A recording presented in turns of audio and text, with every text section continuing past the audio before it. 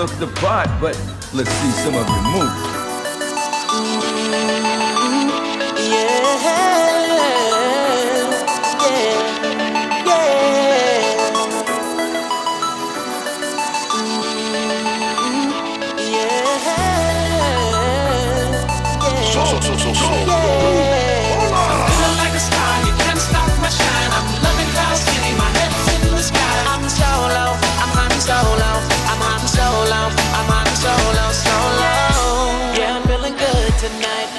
Feeling free and it feels so right. Oh, time to do the things I like. Gonna see a princess, everything's alright. Oh, no job but an answer to. Ain't a fixture in the palace zoo. No, and since the carbonite's off me, I'm living life now that I'm free. Yeah, time to get myself together. Now I got myself together. Now I made it through the weather.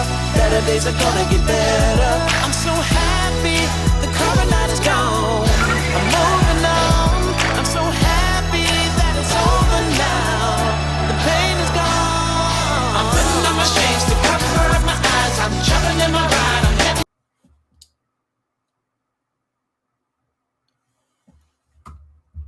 Uh-oh.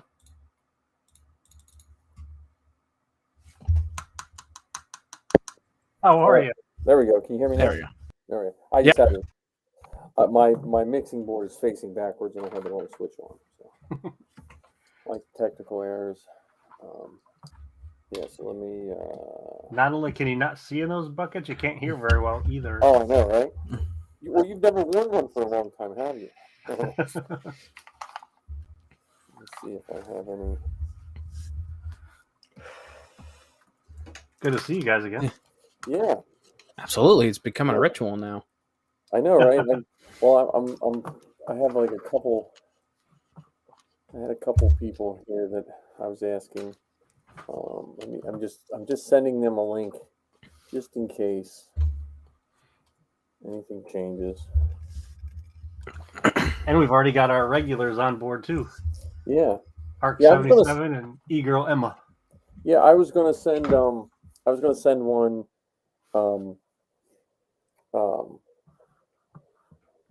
send an invite to who was I thinking? I was thinking, but I didn't know if they would want to do it again. But I was going to send one to Anthony again. I didn't want to like stretch our friendship with him too much, you know. So I completely understand. But yeah, okay. So I think I have. All right, I even have Cap on TikTok. So those that are on TikTok, you have to jump over to my YouTube, or this will make no sense because it'll just look like I'm talking. They won't hear you guys. So before we start, it's March 2nd. It's the 2-year anniversary from when Lucasfilm was at my house. That's pretty cool. Which is crazy. So, I don't know. That was just kind of a happy moment. As I was looking through all the pictures, and then I was thinking, why didn't I take more pictures? And even with that said, no matter how many pictures you took, it wouldn't be enough. And at the same time, you were able to just be where you were supposed to be, right there, right then, witnessing it all go down. Yeah. Well, and the plus side is I had Marty here. I asked Marty to come, and since he's a professional photographer, he did take a good many compared to most places.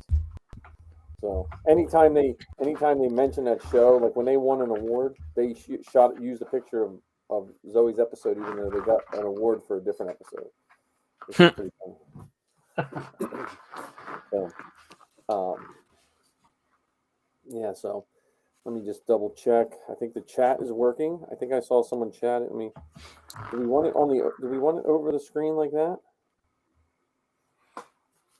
Does that work? Or do we want it like that? Do we just want it? I don't know. Well, only the YouTube chat works from my experience, so I don't know if... Yeah, I don't know. Well, I don't know if anyone's really watching it on anything else. I mean, I guess it's on Facebook, too.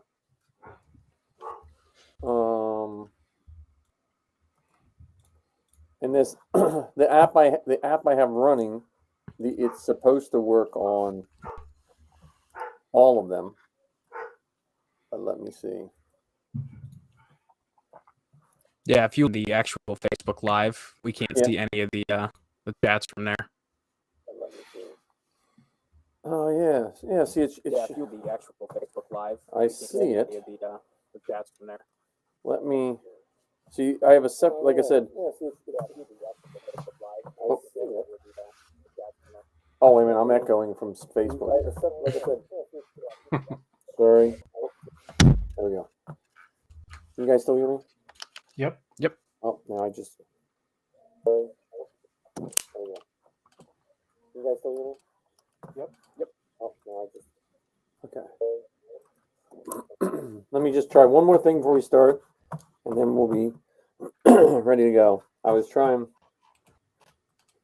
the Facebook. I'm just going to run this app one more time.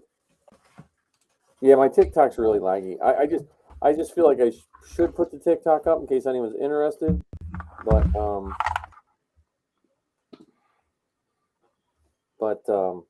if they're on TikTok, they should jump over to YouTube because that's when you'll see the real thing. Let me check this.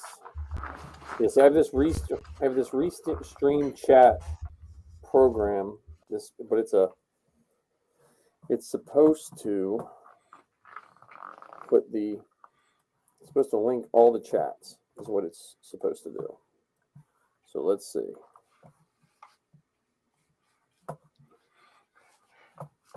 I'm glad we're getting all these kinks ironed out because by the time Kathleen Kennedy and George sit down to watch this, oh yeah.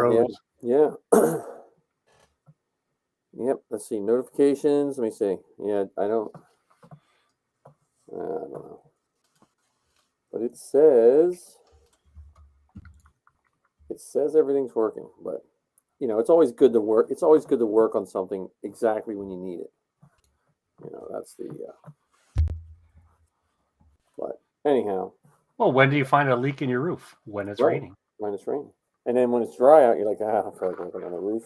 That's why I used to own a snowmobile, and we always wound up working on it outside on the first snow. Because no one wants to work on a snowmobile when it's 80 degrees out. All right, so today, besides me reminiscing about our Star Wars stories, which again, everyone watching, check StarWarsGeekGirl.com, check all that. Zoe just wrote some good articles every week. But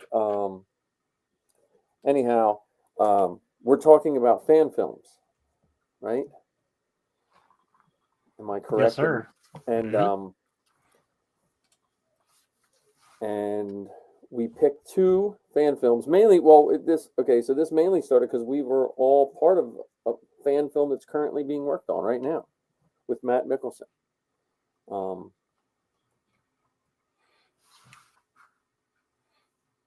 And we decided the two. See, now who we picked? Hardware Wars and Troops. And when we picked those, so I never thought of Hardware Wars as a fan film, to be honest with you. Really? Because when it came out, it was I think it came out on America's Funniest Videos or something, didn't it? Or no, no. Hardware Wars? No, but when they first they played it somewhere. I'm trying to think when I first saw it. They used to play it on like HBO and those kind of like the cable shows in between other things to fill in some of those gaps. Right, but I saw it before that because I didn't have cable in 78 or 79. You do, yeah. I was going to say, John, have you heard of this fan film? I have as of 12 hours ago. Okay. So for those of you watching, this thing's old. This thing came out in 1978. Right. So this is pre-YouTube. This is pre-streaming services. So this was the film that kind of started all fan films, I think. Yeah, I just so I'm almost positive I saw it. I had to see it on regular TV because we didn't have cable in my house until I was well into high school, which would have been in the 80s. And so I could have swore I first saw it on like one of those. I don't think it was called America's Funniest Home Videos, but it was some similar to that, where people would send in these videos they made. Maybe. I mean, America's Funniest Home Videos wasn't around in 1978. That's for whatever sure. the equivalent was. Now Yeah. I gotta look where it premiered. Hardware Wars first shown. Again, nothing like doing research when you're here too. Well, it was also played as it was played in the theaters too. Oh, really? Yeah. That's pretty funny. See, I didn't know that. Production, post-production.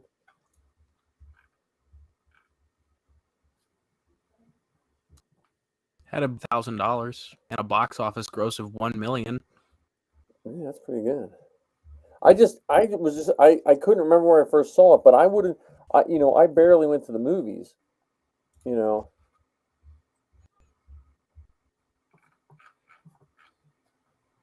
Yeah, I don't know. Film Festival, Chicago Film Festival.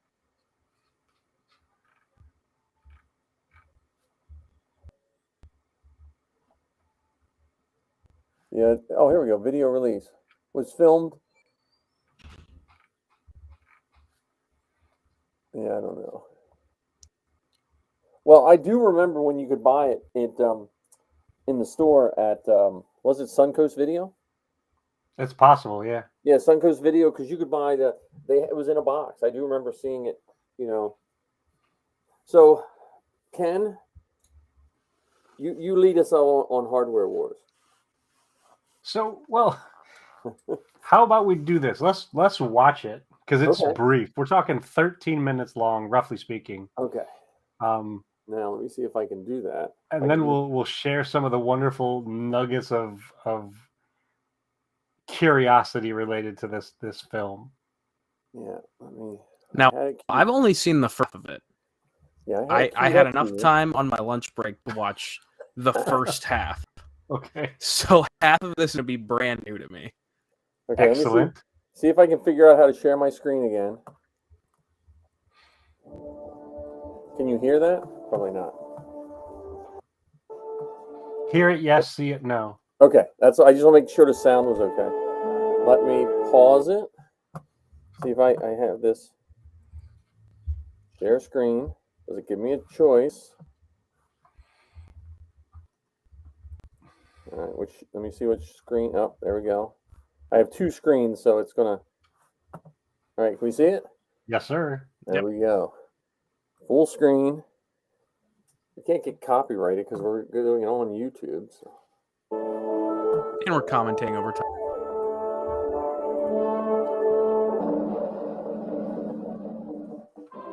Notice the 20th Century Foss. Yeah.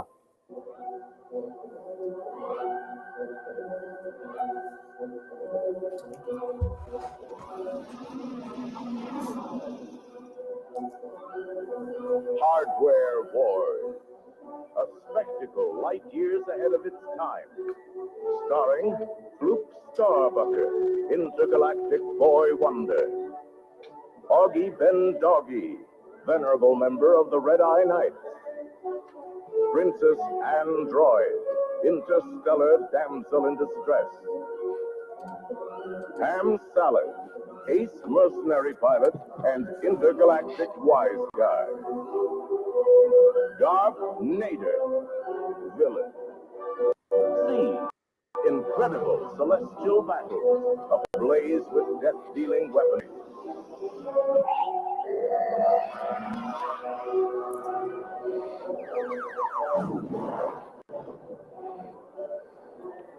Enjoy mirth-filled moments with the amusing antics of Space Drones 4Q2 and Artie Deco.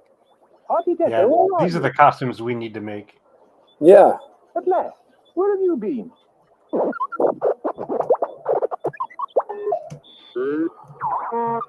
Secret mission? What plan? What are you talking about? This is madness. Wait a minute, where are you going?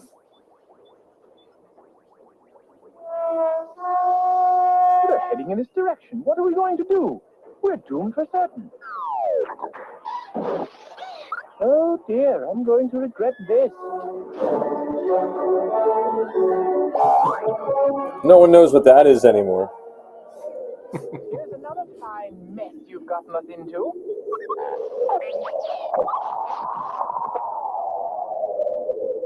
What a desolate place this is. Why, We could film this at the same place that we're filming our fan film. Well, you can do what you like. I'm going this way. Let's see if I get it.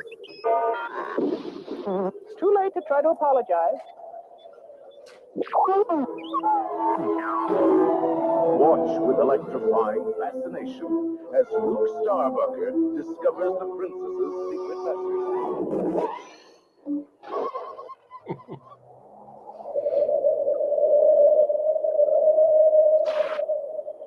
Help me, Augie Ben Doggy. You're my only hope.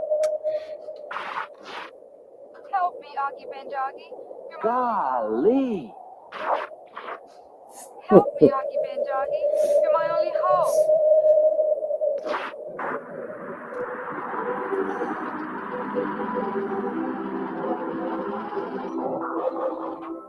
It looks like Shaggy from Scooby-Doo. Luke meets the venerable Augie Ben Doggy. Your father wanted you to have this when you were old enough.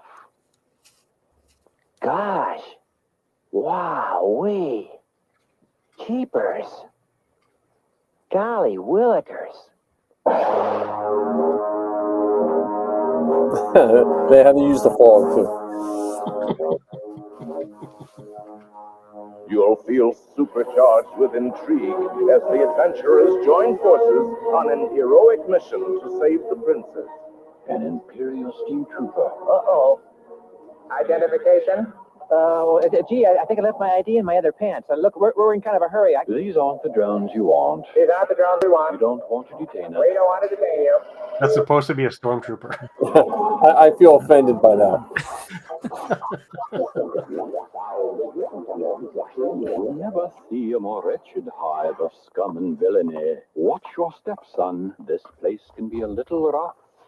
Oh, no, it's too weird in here. I can't go in here. Look, I'll wait for you outside. Stay calm, my boy. I'll look away with this.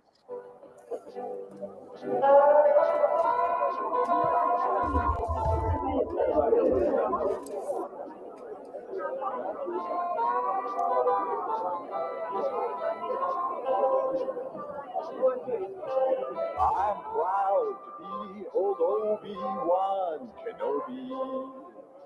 There's our man. Fly along with Ham Salad and Chewchilla, the Wookiee monster, as they make their daring getaway. Notice the dice in the background? Oh my. However, should have said change your turn in the cabinet. Mark your tray table in place. Thank you.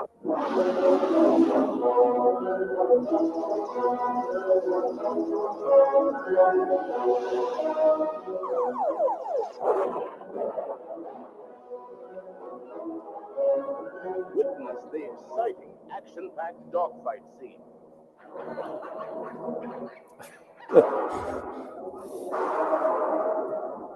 Experience the expensive, spine-tingling special effects as you become catapulted into the dazzling dimension of Space. They're still back there. They're gaining on us. Does this Are you building a cockpit like that, Mike? So you don't have to see any buttons? You just Yeah. Hold on. reach out of screen, out of camera shot? Hold on, let me adjust the thing up here and that Right. over there.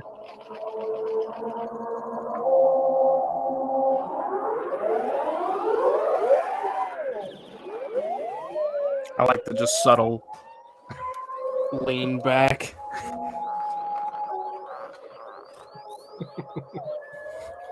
I think we're watching the special edition. Yeah, this is a longer edition than I watched the first time.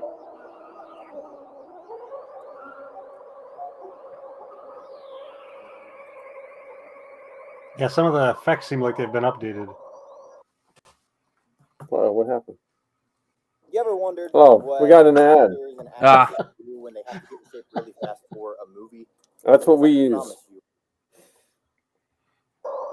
you. You'll hiss Darth Vader. naughty person. I don't understand what you're saying. I can't understand you. Are you talking to me? No,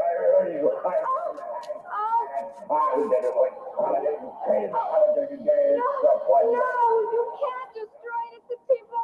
Basketball is a peaceful planet, please. We have no weapons. No, don't.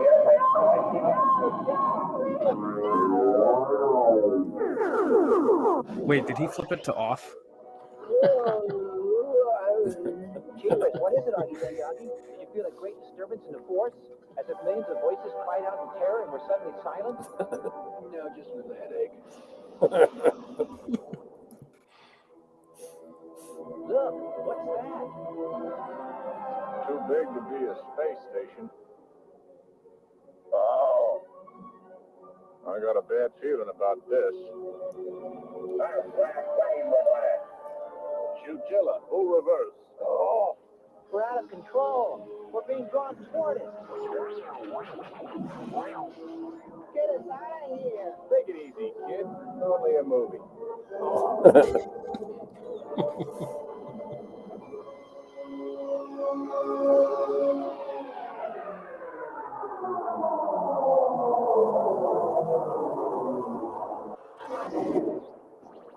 Thrill to the hair-raising dramatic rescue of Princess Android.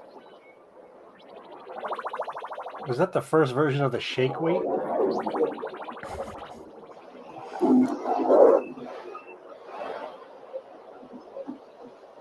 You'll get us all killed. Excuse me. We'll go in here. I insist. Forget it, sister. I can handle it. Okay, I'm with you.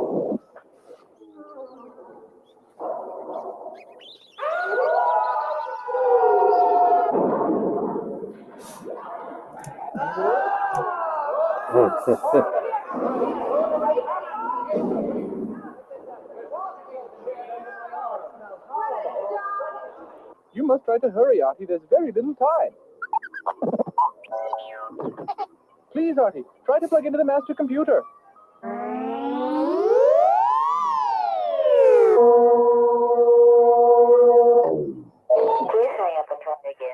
Hi, I'm Ready Kilowatt, reporting a dangerous overloaded octopus connection in Sector 5. You trying to break my needle.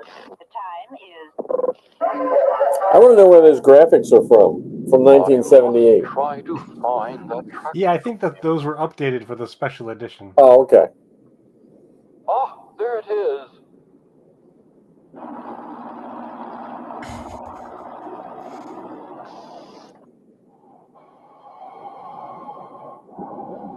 What the?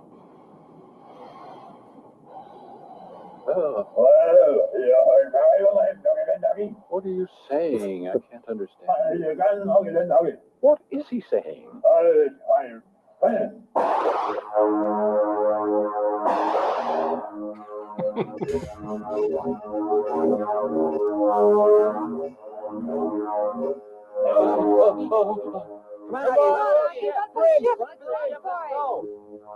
Now, you go on without me. I'll be all right. Don't worry about me. Oh, what a martyr. Martyr. I don't See you later, you martyr, you.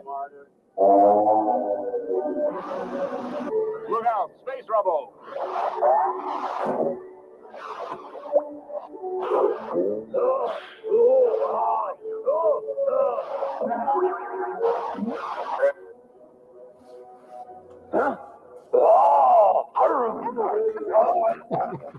Enjoy intense drama in the exciting pre-battle briefing session. Okay, so what you want to do here is this. You want to attack its most vulnerable spot. Come at it from this angle and locate the automatic flip-flop override device here, which in turn will defuse the anti-gyroscopic pre-interphase thrust chamber and the pneumatic centrifugal anti-gravity shield deflectors. Then you simply deactivate the axial gyro pre-sub-inertia photomegatronic oscillator that you see here. Huh? You pull the plug.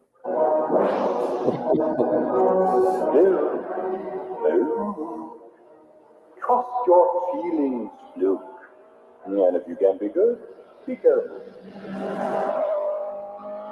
Hardware Wars. A sprawling space saga. That's new. Romance, rebellion, and household. Yeah, that's super high tech. Hardware wars.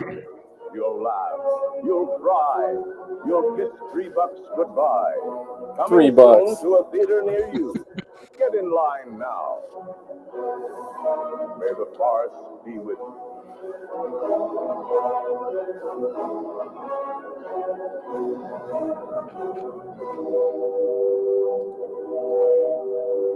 We'll give them all their credit when their credit's due.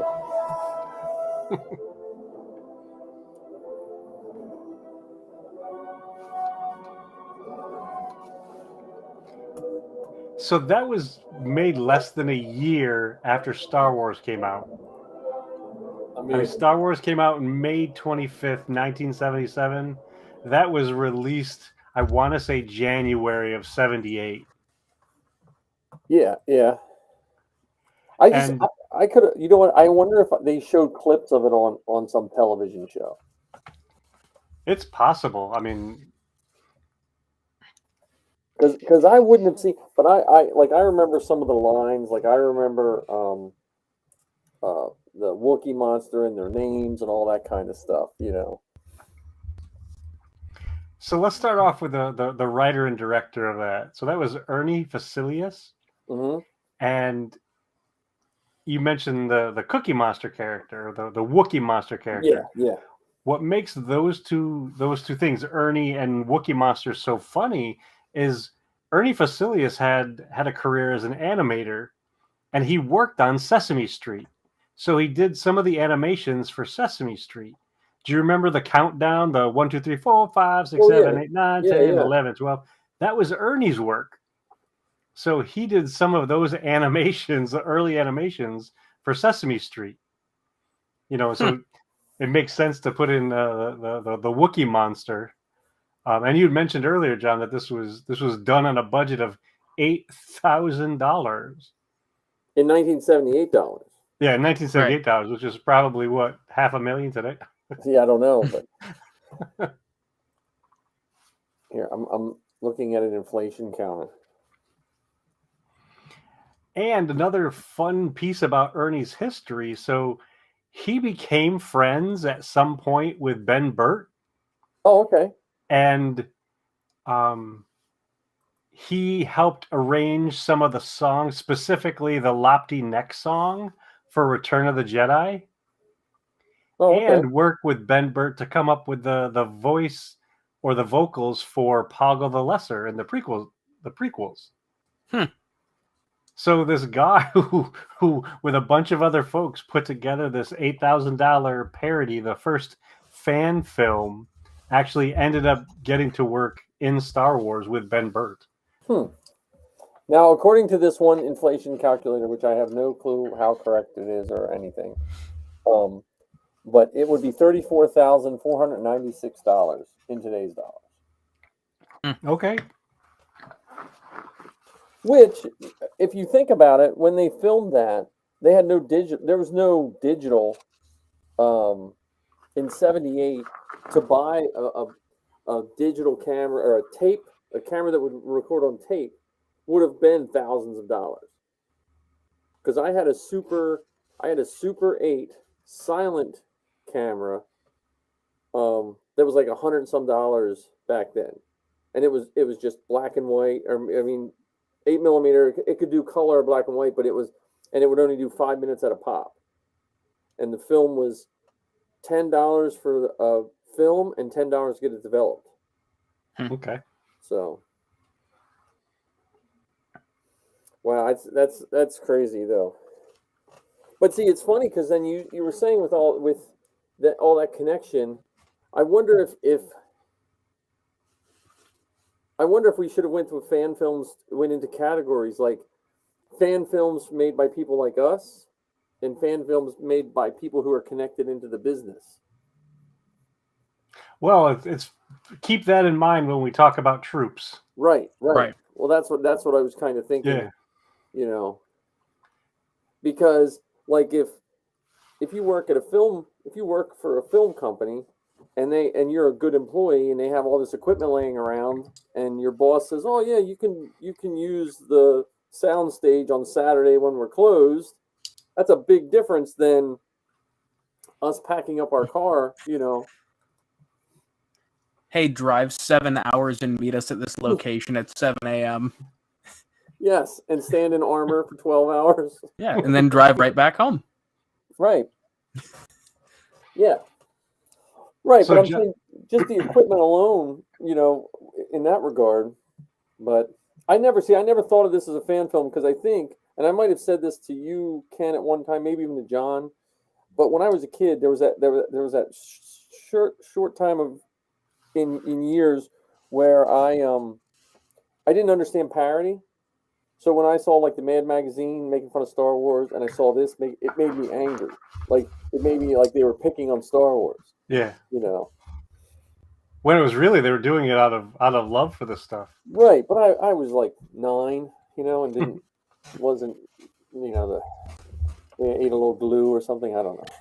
Did you guys see the connection between this 1978 movie and Rian Johnson's The Last Jedi? Did you get the connection? No, but I know there is one. But now because when we decided to do this, I was reading about it and I saw it and I got distracted and didn't finish reading what it was. What was the connection? So one of the ships in Hardware Wars was an iron. Right. And there was a scene in The Last Jedi where you see what looks like an iron coming down when they were getting onto Snoke's ship. Oh, right. And Finn and DJ Finn, DJ, and Rose were sneaking in to get the Imperial costumes, the Imperial suits. And you saw the iron come down and was pressing the clothes. So that iron was a direct reference to Hardware Wars. That's funny. Many, many years later. Oh, that's funny. Well, yeah. That's a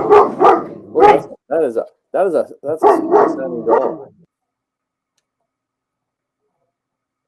Uh-oh.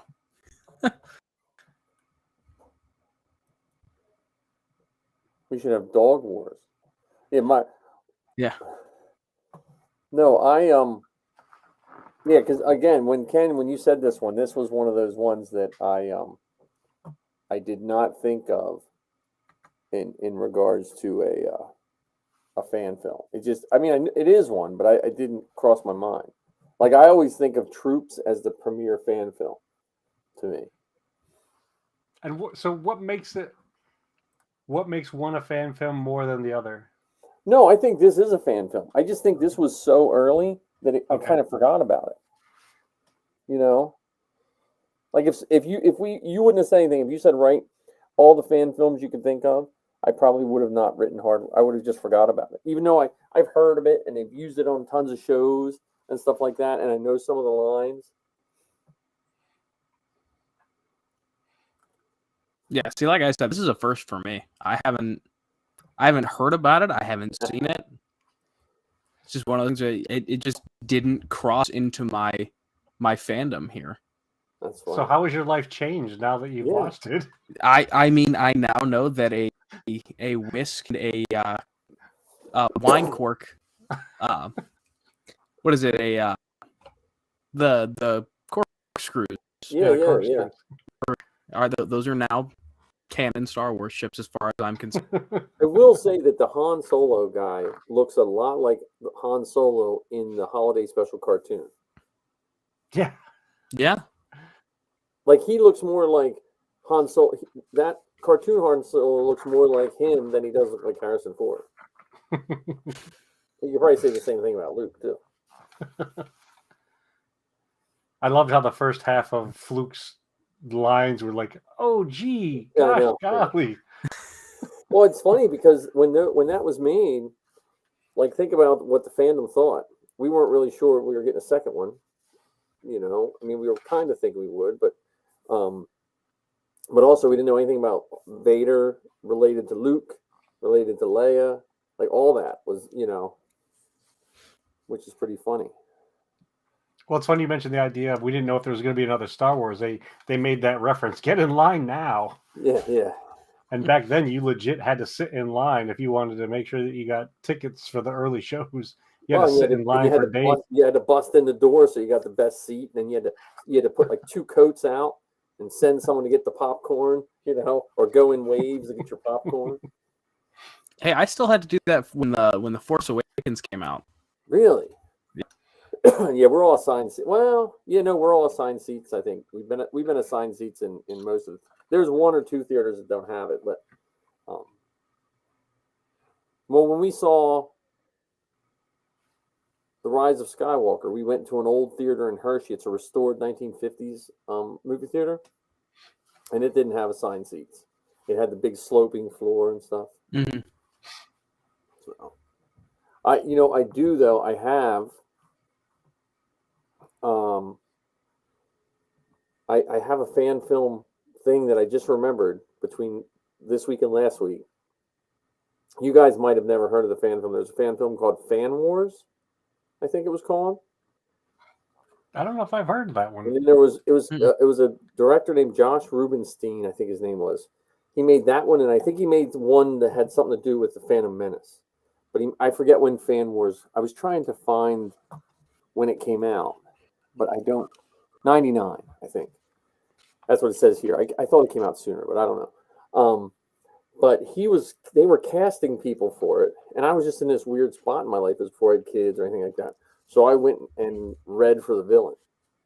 I didn't get it. I was not an actor or anything even remotely close, but I was like getting ready to go back to college, and I was in a weird place, So, but that's my. It's not a good story. It's just a funny story.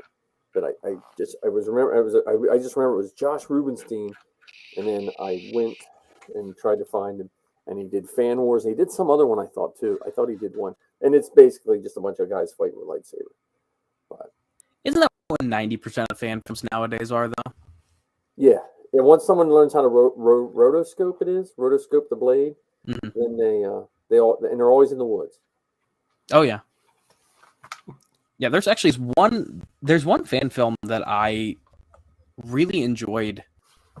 Probably 2 years ago now. It was called School Wars. It was just 2 high schoolers that got permission to go film in the high school, and it was actually very well done. Oh, that's cool. Yeah, I wish I could remember it more. I just remember like that was one of the things that I looked towards whenever I was very young and starting to like really get into like filmmaking. Mm-hmm. That I would always look to that one. It's like, okay, well they somehow got a Jedi interceptor to sit in a garage and actually get into it, and it looked right. Wow, that's impressive.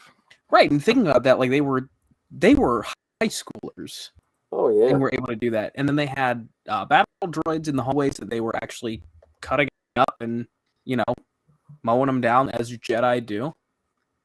And they would have all the effects on the walls where if a lightsaber clash across it, so it would have the burn marks along the wall. It was very well done. If you haven't seen it, I highly recommend, if you can even find it anywhere.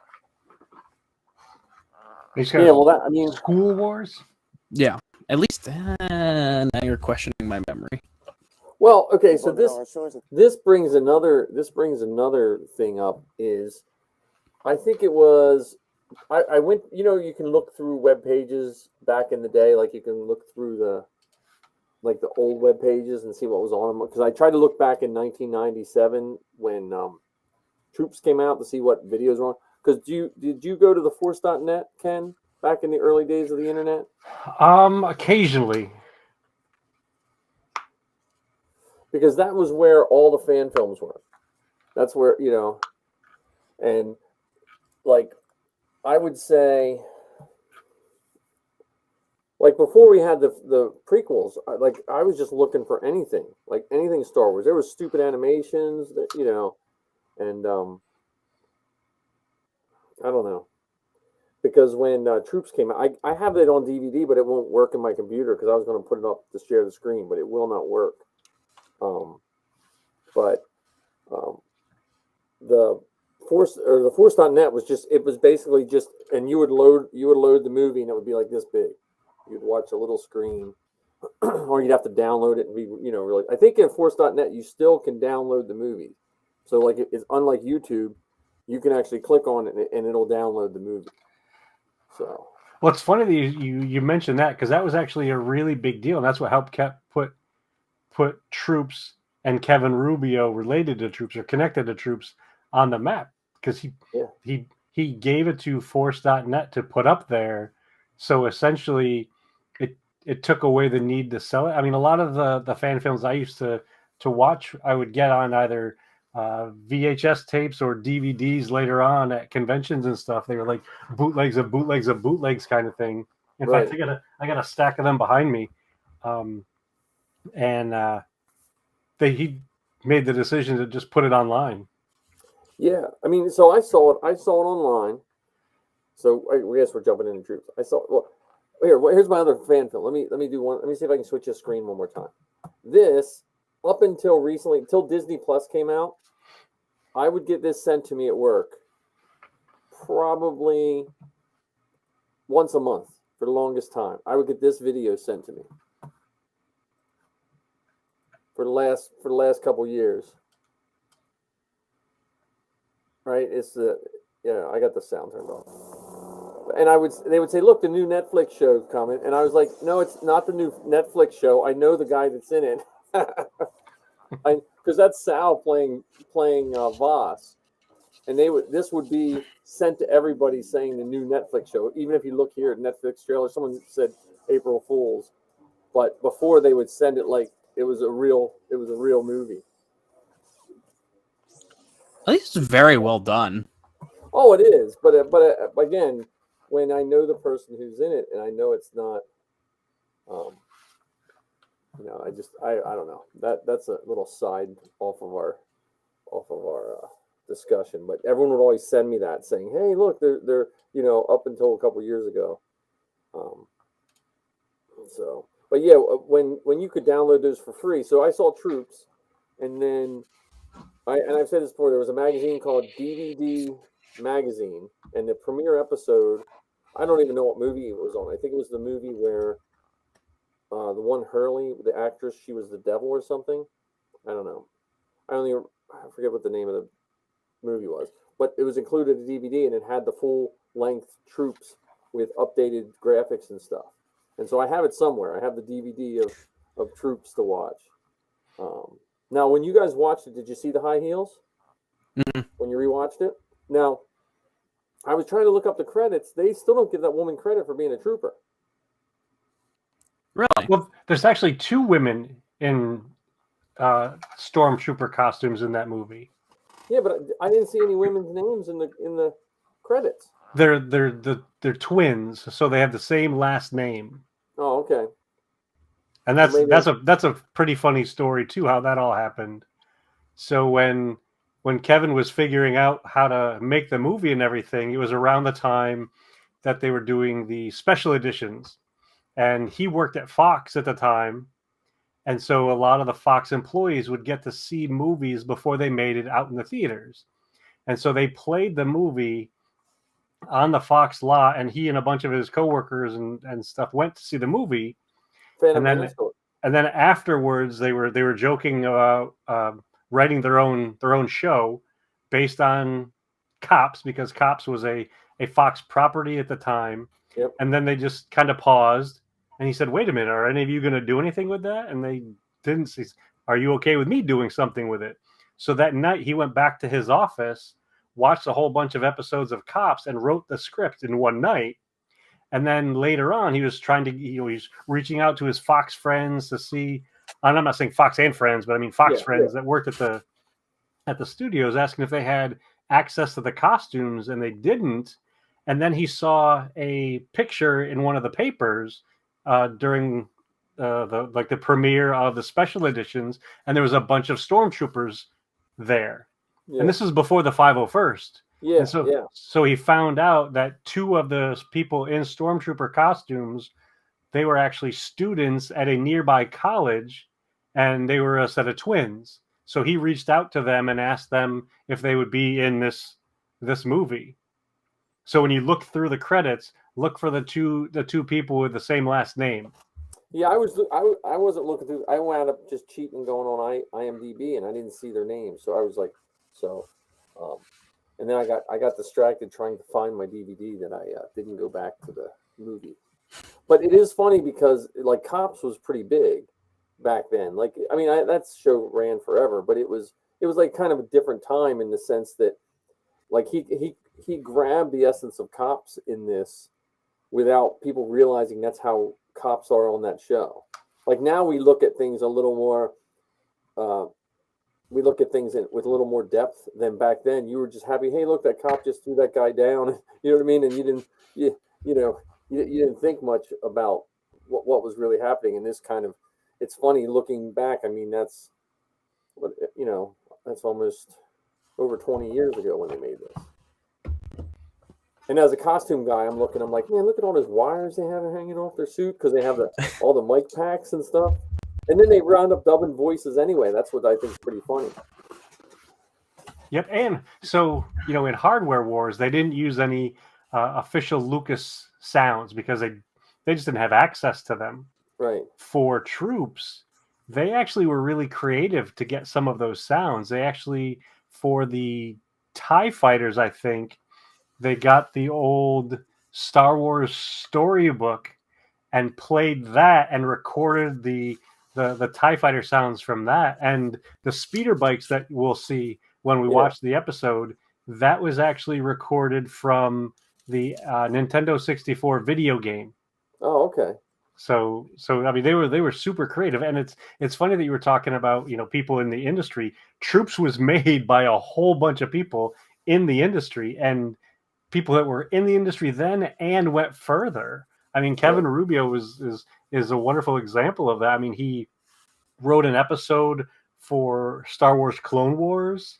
He wrote Star Wars comic books afterwards. Yep. After he did Troops. In fact, the episode of Star Wars Clone Wars that he wrote, George Lucas asked for him to write it because he saw his comic books that he was involved in and thought he was a very great comedic writer. And the episode that he wrote for Clone Wars was called Bombay Jedi, which focused all on Jar Jar. Yeah. Well, I had no idea about any of that. And then Troops, they did expand Troops into imps, if I remember correctly. Yeah, I'm not sure if they did or somebody else picked it up and did that. Yeah, I think there was like some loose connection. Like it might have been like either a guy was a friend of a friend or something. But imps was good, but it didn't catch the it was kind of like that. Troops to me is one of those ones where it just everything hit at the right time because we were all in the late 90s. We were kind of starving for Star Wars, because you weren't. I don't think I'm trying to think how long before when you really thought the Phantom Menace was coming out. I forget what year they actually started talking about it, but I thought it was around the time that the special editions came out because the special editions came out because George finally thought that they had the technology to do some of the stuff he wanted to do. Like, for instance, I know we talked about it last time we were together, where they put the Ronto in A New Hope. Right. So he thought that they were finally at that place where the technology was available to create the characters and to create the scenes and the special effects that he wanted to create. So I think it was in the late 90s that they really started talking it up. And wasn't it 90 when A Phantom Menace came out? What? I'm sorry, 99, right? Mm-hmm. So it was all around that time. I'm trying because I do remember when I heard an interview from the guys that were doing Troops, and they said that people thought they were filming Phantom Menace when they were filming it, which is funny because the first photo shoot we did up at the Cliffs of Kenoi, we did with Marty and Dan and a bunch of us. It was right. It was a year out before Force Awakens came out, and so people were asking us if we were with because we had a whole spread lane out where they had the cars parked and stuff. We we didn't have the access that we had, so we had to bring all our stuff. We had to walk it down the road. But yeah, I just remember reading that. I'm just trying to think because I remember my first my first introduction to the Phantom Menace coming out was a blurb in, I think it was Star Wars Insider. You know, because that was a point in my life where I wasn't watching much TV and the internet was so slow. You got so frustrated with it. And I think it was Star Wars Insider had a blurb about the new Star Wars movie, because I remember, or it could even have been a toy, because I remember ordering like the Mace Windu and all of that, and I was just starved for anything Star Wars, you know, any kind of video you could get. And Troops came out, so, and it's 10 minutes long. It seems longer than Hardware Wars. Yeah, the pacing is different. Yeah. All right, should I try playing this one? Yeah, I think so. You ready for this one, John? Oh yeah, I actually watched it earlier today. Now I made it through the weather. Better days are gonna get better. I'm so happy the car night is gone. I'm moving on.